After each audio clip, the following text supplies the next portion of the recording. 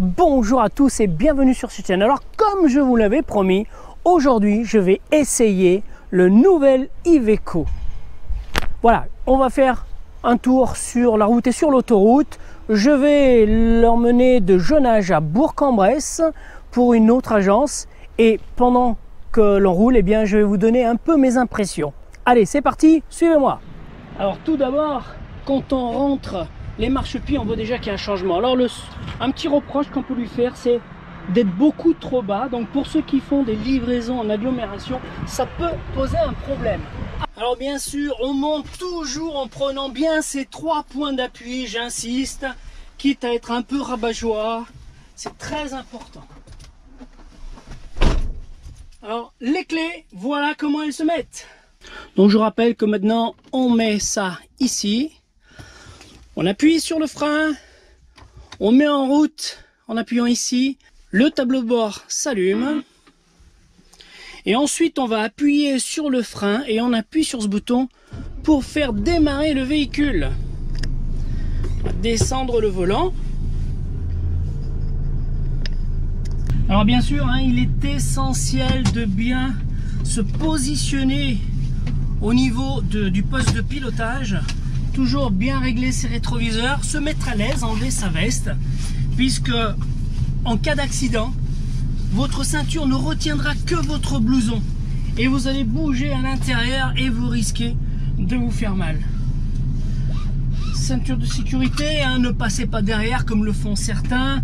Un petit rappel aussi, en cas de renversement, les premières causes du décès du conducteur, c'est parce qu'il est éjecté partiellement ou complètement de son tracteur, et souvent partiellement, il est écrasé par le montant de son véhicule.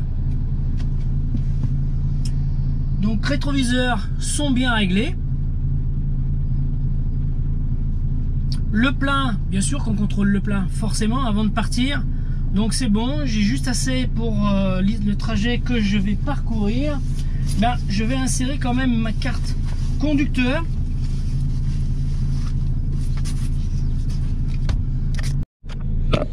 Alors ce tachygraphe, c'est la première fois que je vais l'utiliser, donc il va me demander les infos ITS, vidéo, etc. etc. Voilà, il va m'indiquer la dernière mise en service, dernier retrait le 22/1, saisie manuelle, et bien forcément je vais cliquer sur oui. Voilà, je vérifie que j'étais bien en repos pendant toute cette période. Je valide, je suis d'accord avec la date, hop, le mois, l'heure à laquelle je remets ma carte, les minutes. Le pays, c'est bien le F et non pas le FR. Saisie, ok, ok. Publier données ITS, et bien je vais valider oui. Les saisies sont mémorisées. Les données vidéo, et bien je vais valider oui aussi. Et voilà, là je suis prêt à partir. Alors dans les nouveaux Iveco, ce qui est quand même sensationnel, c'est ça. Alors peut-être que certains l'avaient déjà avant, mais en tout cas chez nous, eh bien c'est totalement nouveau. Je vais baisser la radio. Regardez, nous avons un système de navigation. TomTom. Alors on va pouvoir rentrer la hauteur, la largeur, le poids du véhicule sur ce GPS. Donc pour cela, je vais aller dans menu, ici, hop, je vais cliquer sur cette petite flèche et je vais aller dans paramètres, mon véhicule. Donc je regarde les dimensions. Bon, alors aujourd'hui je suis en solo, mais je vais quand même laisser les dimensions comme si j'avais une remorque à l'arrière. Vitesse maximum 90, etc. Les dimensions, la largeur 2,55 m, pas de souci. 44 tonnes au total. Voilà, et bien je valide. Donc tout est bien inséré, je contrôle bien sûr. Et maintenant, si je veux saisir une destination,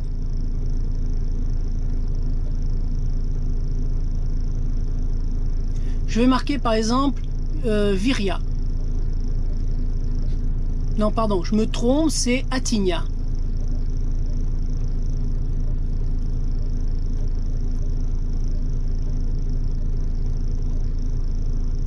Voilà. J'ai le nom du patelin.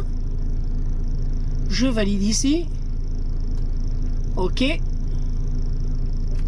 Et c'est parti. Et là, regardez, il va m'afficher le parcours. Voilà, bingo! Et on va pouvoir le tester, ce GPS. Hein. Donc, je vais regarder au fur et à mesure s'il me donne les bons éléments, les bonnes indications. Voilà, super. Et là, si je clique, c'est parti. Eh ben voilà, j'ai mon petit camion. Alors, c'est pas grave s'il n'y a pas de route. Hein. Nous, le dépôt où on se trouve n'est toujours pas indiqué sur une carte GPS. Mais dès que je vais rouler, vous voyez, j'ai mon tracteur ici solo. Et on va pouvoir partir. Alors, mes premières impressions. Voilà, j'ai une accélération assez douce et progressive. Eh bien, le véhicule est très réactif. Allez, à 1200 tours, le rapport supérieur se passe. Donc, il n'y a pas besoin d'appuyer comme un demeuré sur l'accélérateur. Il n'y a pas besoin non plus, je rappelle, de monter à 1500 tours. Hein. 1400 maximum, ça suffit largement. C'est la conduite rationnelle, tout simplement. Donc, faites comme ça, essayez d'avoir un pied léger sur l'accélérateur, de façon à ce que les rapports se passent normalement et sans monter dans les tours. Je rappelle que le couple moteur est à 1350 tours et que tout le reste au-dessus, ben c'est de la puissance moteur, donc de la surconsommation.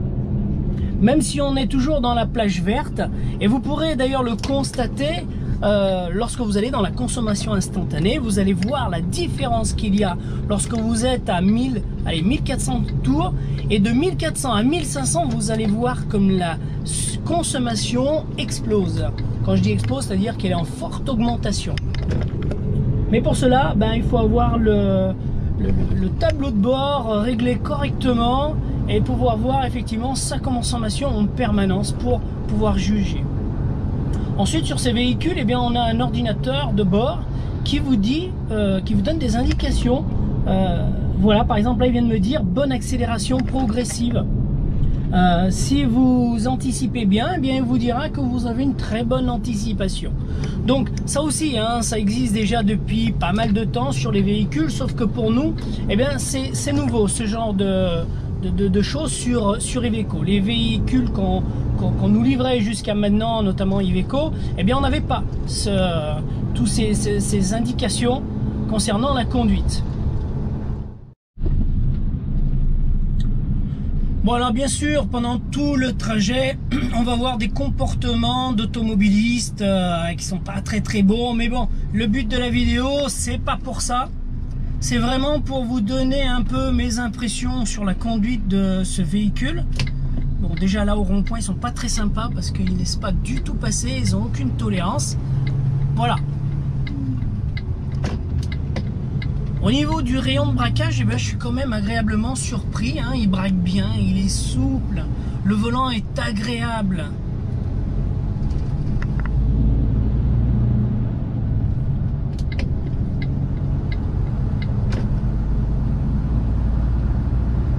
En tout cas, aujourd'hui, il fait beau. Le temps est magnifique pour pouvoir tester ce véhicule parce que, encore une fois, je suis en solo, hein, j'ai pas de remorque à l'arrière. Donc, quand il pleut, bah, c'est un peu plus délicat parce que l'arrière part très vite et du coup, pas facile à manier. Bon, le GPS, en tout cas, il fonctionne bien. Vous voyez, mon petit tracteur solo, on a la limitation de vitesse qui est indiquée.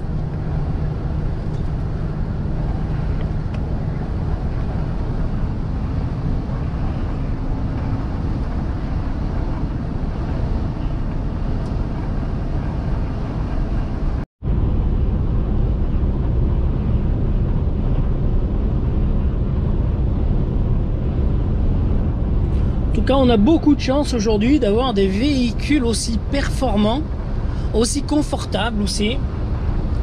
Je pense qu'il y en a qui se souviennent des vieux camions lorsqu'ils ont commencé leur carrière. Eh ben, c'était pas du tout ça.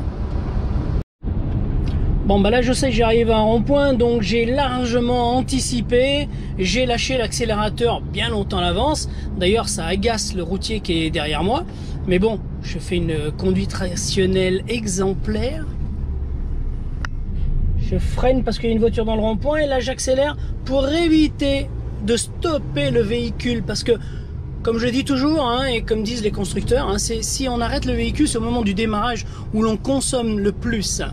Donc attention à bien anticiper, de façon à ne pas avoir à freiner ou à vous arrêter en tout cas. Sauf bien sûr s'il y a un stop ou un feu rouge. Mais un feu rouge, ça peut aussi s'anticiper.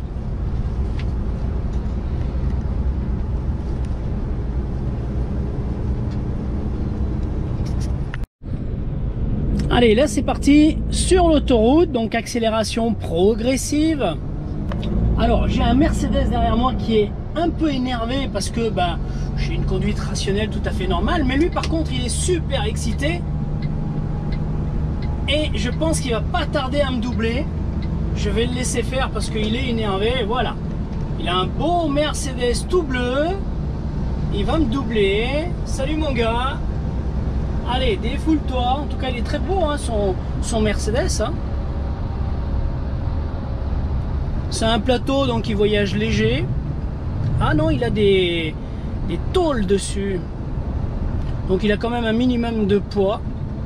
Mais il était très excité. Alors peut-être qu'il est en retard.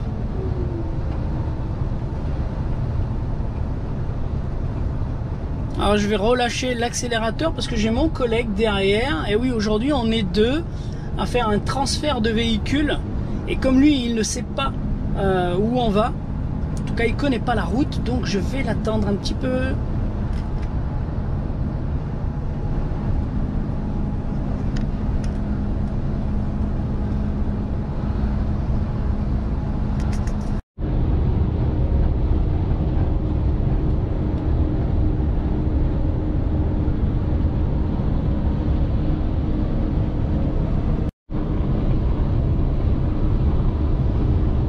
Donc aujourd'hui direction Attigna. On va aller chez TGS qui a été racheté par Lecalvez, et Lecalvez a été racheté par Perreno, et on va faire donc on fait un transfert de véhicules, de tracteurs neufs. Non pardon, ils sont pas neufs parce que celui que je conduis là, il a quand même 57 000 km au compteur, donc il n'est pas totalement neuf, mais je pense que là ils ont besoin de renfort, donc on leur apporte 2 tracteurs.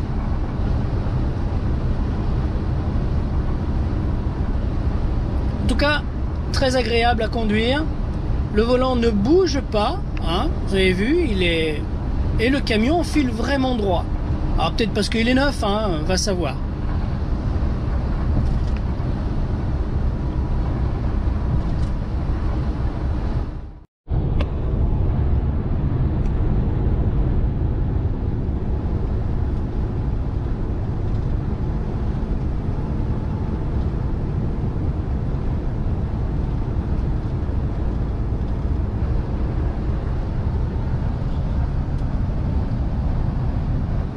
Je sais pas si on le voit dans le rétroviseur, vous voyez le collègue il est là derrière. Hop, on va bifurquer en direction de Bourg-en-Bresse. Ah, j'ai mordu un petit peu. Et j'ai relâché l'accélérateur là déjà depuis un petit moment.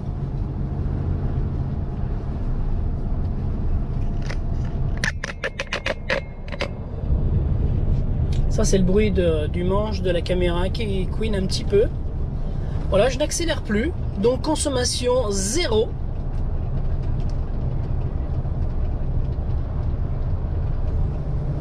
Allez, je redonne un petit coup de gaz.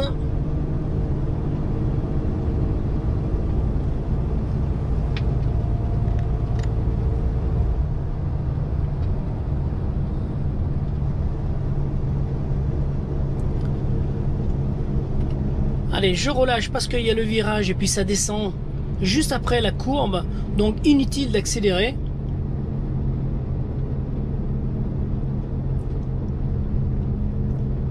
Voilà, on reprend un peu d'élan, donc tout va bien. En tout cas, suffisamment pour arriver jusqu'au péage, sans avoir à réaccélérer derrière. Faut pas oublier qu'on essaye de faire au maximum de la conduite rationnelle.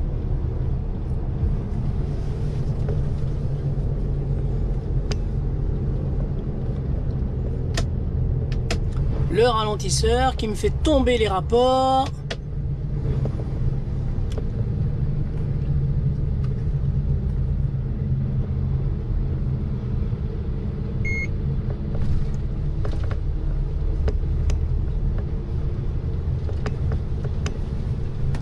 en tout cas ça passe crème hein, au niveau des péages.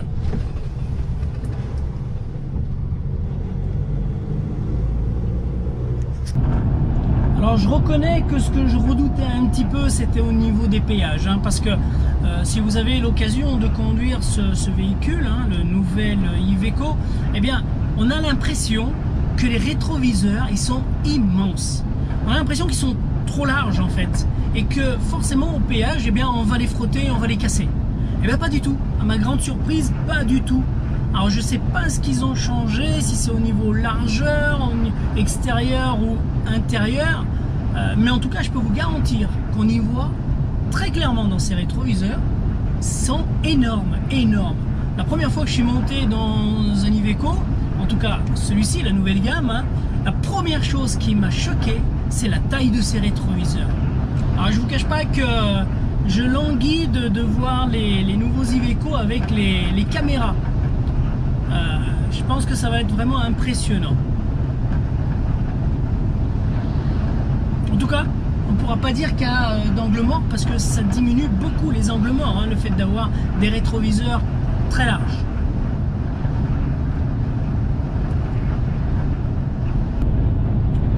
Alors, gros avantage aussi hein, de cette nouvelle gamme, c'est que tous les boutons qui vous sont essentiels à la conduite, eh bien, ils se trouvent sur le volant. Il n'y a plus besoin d'aller chercher un bouton sur le tableau de bord ou quoi que ce soit. C'est tout sur le volant.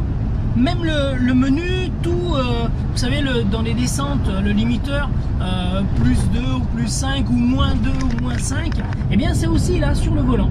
Tout était vraiment accessible. Alors pour le réglage aussi, n'oubliez pas, il y a des boutons juste en dessous du volant, comme Renault.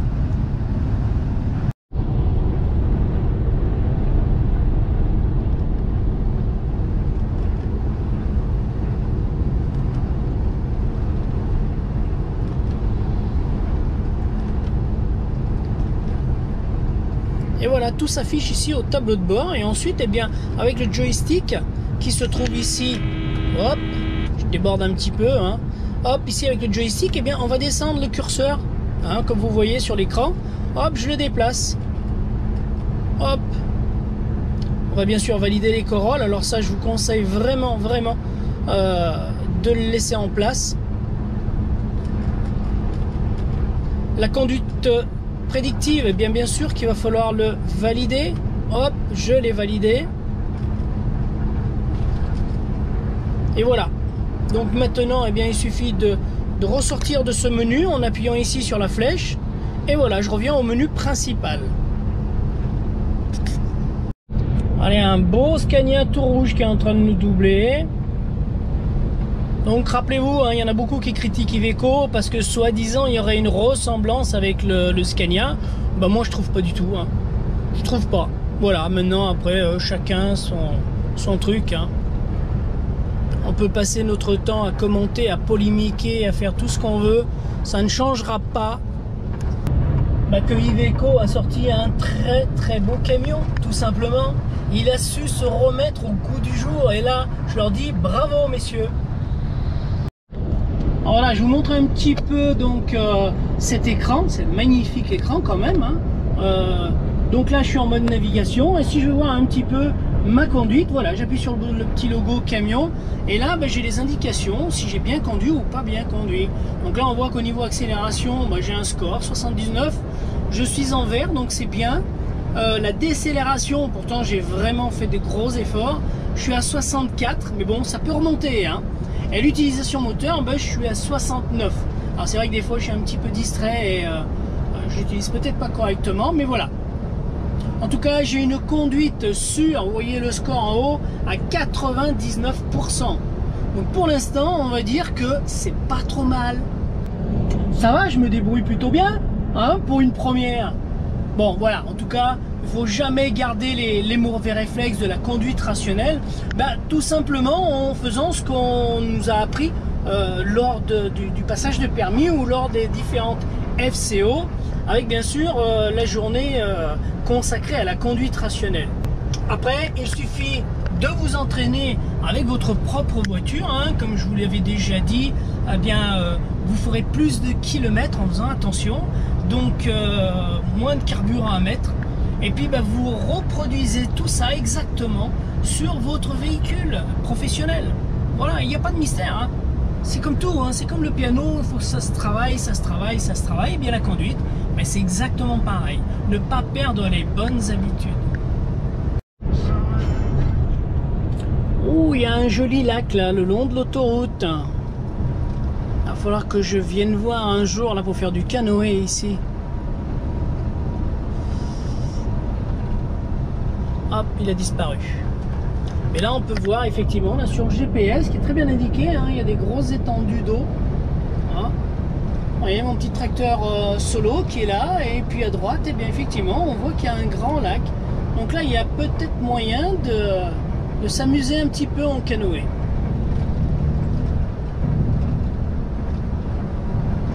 Hop, alors ça, c'est l'Ain. Voilà, j'ai déjà fait du canoë ici, en partant de Pont-d'Ain, descendre l'Ain et puis ensuite se faire récupérer par une navette de minibus. Et voilà, on arrive bientôt à destination dans 2 km exactement. Donc conclusion, c'est un tracteur qui est très agréable à conduire. L'ordinateur de bord est très facile à utiliser. Le GPS est impeccable, il m'indique la bonne destination, pas de souci. Maintenant, bah, il reste à l'utiliser, à le tester en agglomération pour voir ce que ça donne. Bon, le point négatif, je vous disais, c'est un peu ce tangage qu'il y a en permanence. Bon, il faut s'y habituer, hein, tout simplement. Sinon, comme point positif, on a encore bah, ces rétroviseurs qui sont immenses. Voilà, on y voit très bien et du coup beaucoup moins d'angle mort. Et voilà. Une boîte à vitesse qui est très bien synchronisée et les rapports passent facilement à condition, bien sûr, de doser son accélération. Vous accélérez progressivement, hein, et bien les rapports passent tout seuls. Voilà. Sinon, bah, vous savez ce qu'il faut faire, hein. Vous avez un levier de vitesse, c'est pas parce que c'est une boîte robotisée que vous ne pouvez rien faire. Eh bien, vous prenez la main dessus. Voilà, le bip, c'est parce que je viens d'utiliser le ralentisseur. Je m'apprête à sortir et on va bientôt arriver chez Le Calvez à Attigna pour leur remettre le véhicule.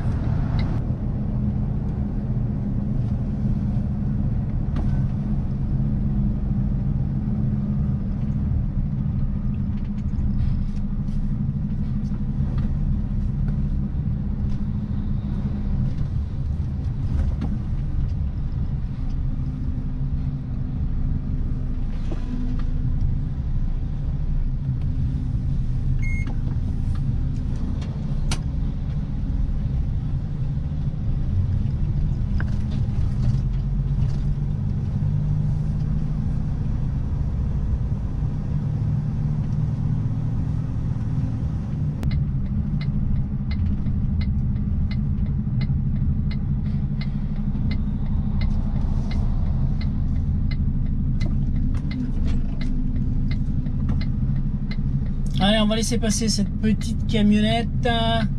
On prend notre temps, on a tout le temps, donc pas de précipitation. Ça n'a rien de stresser au boulot. Hein. Voilà, on arrive ici. Donc, dépôt anciennement Le Calvez, mais aussi anciennement TGC, pour ceux qui connaissent.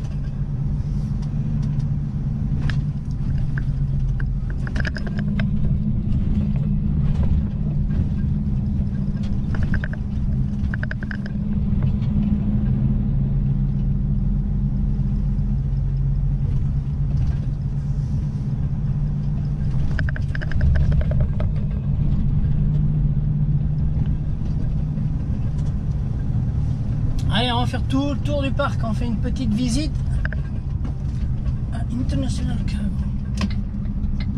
Allez hop, on fait le tour International Cargo.